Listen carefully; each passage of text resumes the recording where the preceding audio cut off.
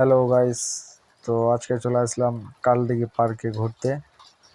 তো এই যে তোমরা দেখতে পাচ্ছ কালদিঘি পার্কে চলে আসলাম এই মাত্র।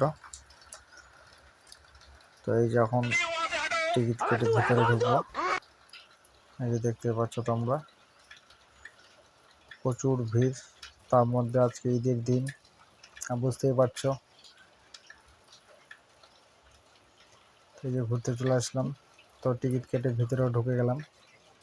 এই দেখতে পাচ্ছ